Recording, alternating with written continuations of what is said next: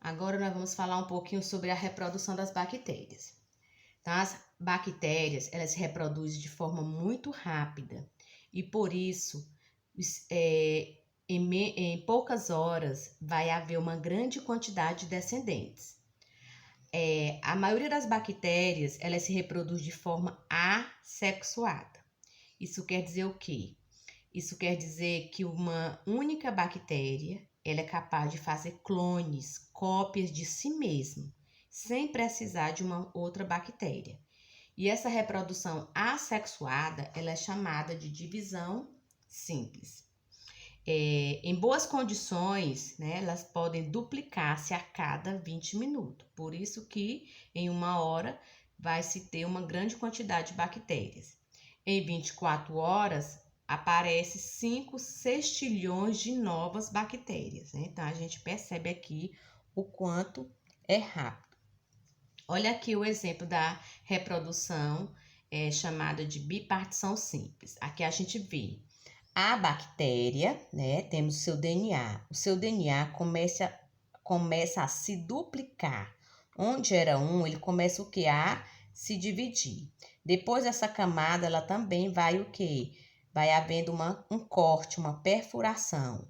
E depois de alguns minutos, onde tínhamos uma bactéria, nós já vamos ter o quê? 2.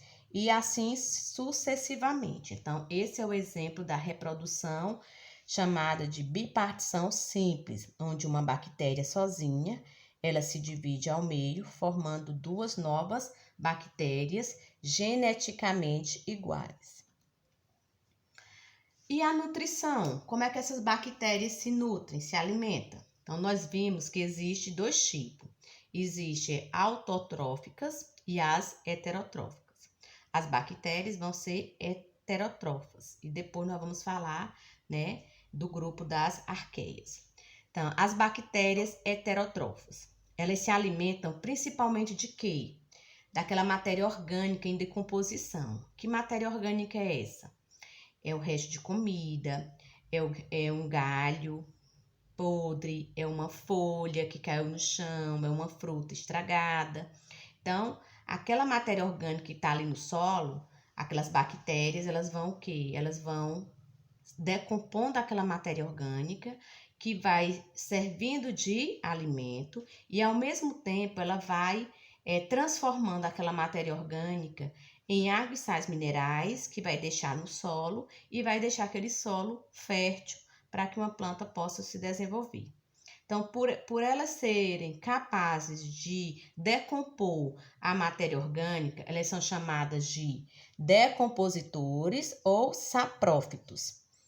A matéria orgânica presente nos organismos mortos, né, um animal morto, uma fruta, um galho, uma folha, o resto de alimento, ela vai ser transformada. À medida que a bactéria se alimenta da matéria orgânica, ela transforma essa matéria orgânica, né, em matéria inorgânica. O que seria essa matéria inorgânica? É a água e os sais minerais, que deixa no solo, permitindo que aquele ambiente fique bem adubado e que seja um ambiente propício para o desenvolvimento de novas plantas. Assim, as bactérias decompositoras, elas contribuem, ela tem um papel fundamental e importantíssimo para a natureza. Reciclagem da matéria na natureza. Então, quem ajuda a não permitir que essa quantidade de lixos orgânicos que o homem descarta e deixa no meio ambiente não fique com aquele cheiro desagradável por muitos dias, é quem? É a presença dessas bactérias no meio ambiente.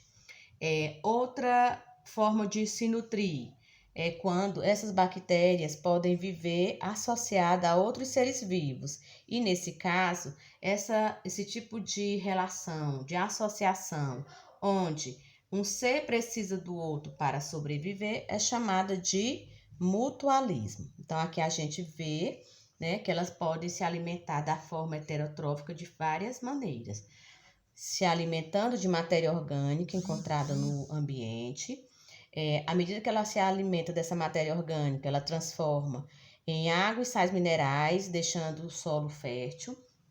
Por conta disso, elas estão contribuindo para que haja uma reciclagem, uma limpeza desse material no solo, na natureza. E uma outra forma de se nutrir, se não for através de matéria orgânica, é vivendo associado a outro ser de forma mutualística, onde ninguém vai prejudicar o outro.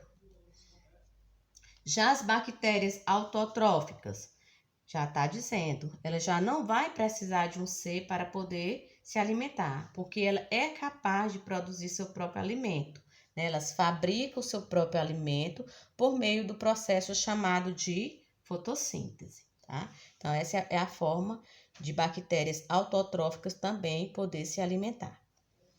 E a respiração? Como é que essas bactérias respiram? Então, a respiração, elas podem acontecer de duas formas. Com o uso de gás carbônico e sem o uso do gás carbônico. Então, tem bactérias que ao respirar precisa do oxigênio. Tem outras que não precisa. E ainda tem os casos que se tem oxigênio, usa. Se não tem, também não vai ser prejudicada.